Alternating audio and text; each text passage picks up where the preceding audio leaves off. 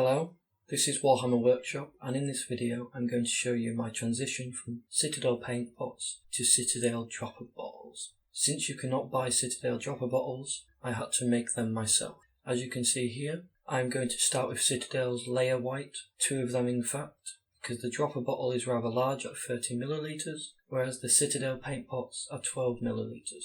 I thinned down the paint with still water, which I poured into the pots with a dropper bottle of water and shook the paint pot afterwards before pouring straight into the bottle. And that's still water, not tap water, which I think is slightly better depending on how good your water is. The pots are not full, the Citadel pots. One has 5ml, so it's about half. The other has 10ml.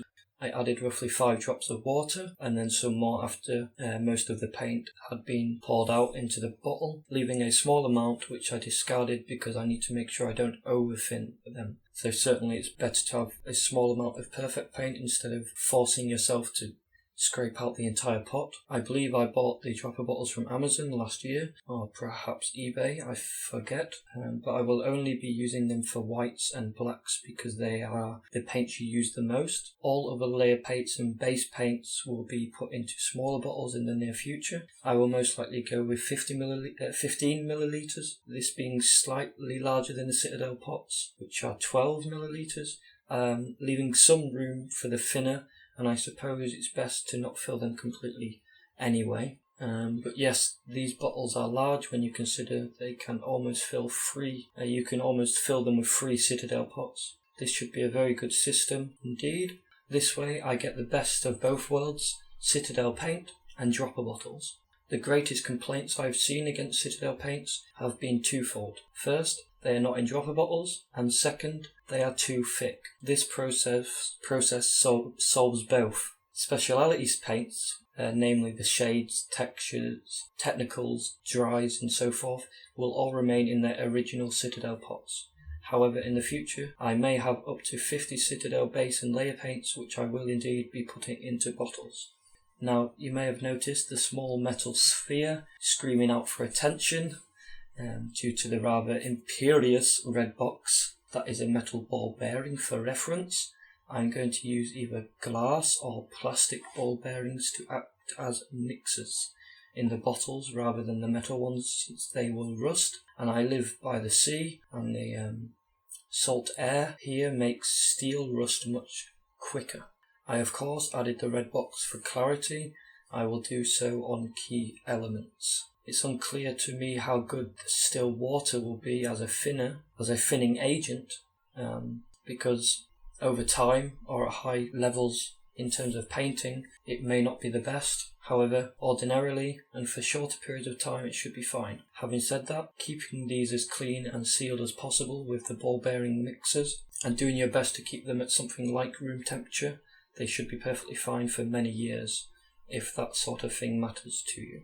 I more so care about the short-term longevity, which isn't as paradoxical as it seems. Paint pots tend to dry out within weeks or months.